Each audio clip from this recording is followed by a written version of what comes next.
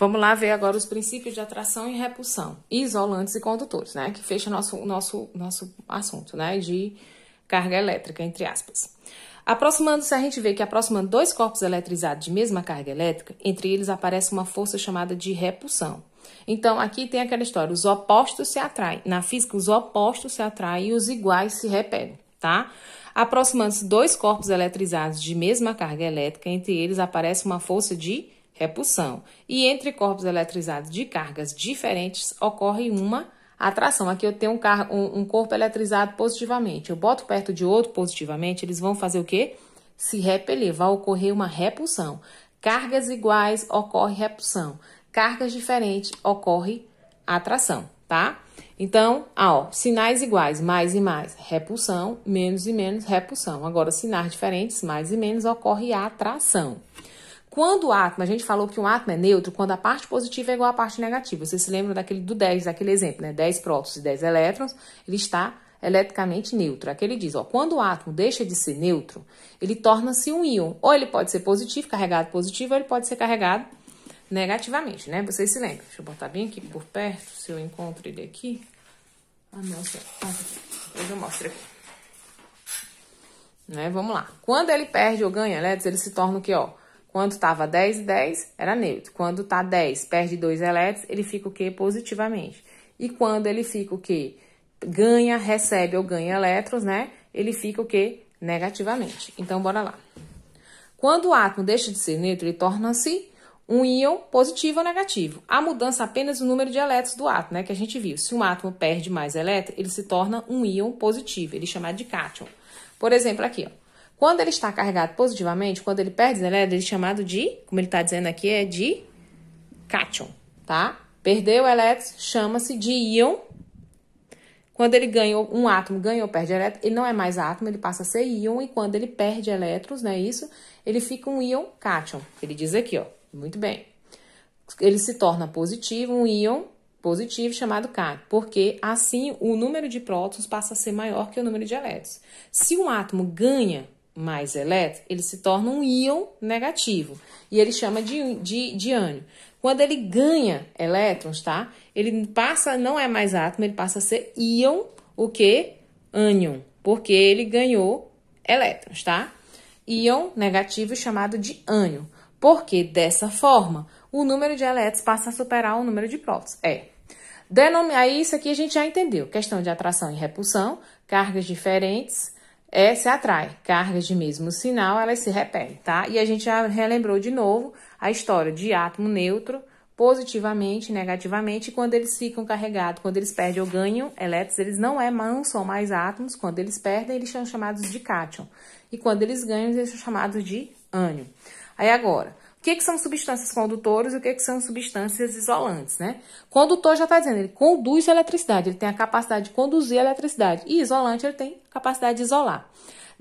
Denomina-se condutor as substâncias nas quais os elétrons se locomovem com a facilidade. Por exemplo, o corpo humano, ele é um condutor de eletricidade. Todo mundo sabe disso, todo mundo já brincou com aquela história do choque. Muita gente já viu ou brincou, né, de um passar o choque para o outro. Então, o corpo humano, ele é um condutor de eletricidade, tá bom? Pega ali a tomada, aí pega no outro, toma uma boquinha, ou então nos postes, como estavam dando antigamente, tinha alguns postes que davam uma carga elétricazinha pequena e davam um pequeno choque. Aí a gente ia passando de um para o outro. Denomina-se os condutores as substâncias nas quais os elétrons se locomovem com facilidade por estarem fracamente ligados aos átomos, tá? São considerados bons condutores elétricos os corpos que permitem a movimentação de cargas elétricas através dele, tais como os melhores condutores são os metais. O grafite, que é o carbono, que é o grafite, gente, é aquela parte do lápis de vocês. Ele é um altamente condutor também. E a água mineral, né? A água também é um ótimo condutor de eletricidade. Quase todas as águas são boas condutoras, mas tem uma que é isolante. Calma, vou já explicar. A água mineral é uma das melhores condutoras de eletricidade, porque ela tem mais elétrons. Ela não consegue conduzir os elétrons, tá? Ela deixa passar os elétrons por ela, tá? Isso aqui é a água mineral. São considerados bons condutores. Quem? O grafite, o carbono e a água, tá? O corpo humano também, mas não é um bom condutor. São considerados bons isolantes os corpos que não permitem a movimentação das cargas, eles retêm as cargas dentro dele, como a borracha. Ela é um ótimo isolante, entre aspas. Tem umas cores que ela deixa ainda, dependendo da carga elétrica. A madeira, do mesmo jeito. O papel, o plástico, a porcelana, o vidro são ótimos isolantes. E a água pura também é isolante. Professora, água pura? Sim. Água pura é água fervida, que perdeu todos os elementos que existiam dela. Então, ela conseguiu se tornar-se uma água pura, tá? A água fervida. A água pura, ela é isolante. Tá bom? Água de rio, condutor. Água mineral, condutor. A água pura, ela é isolante, tá?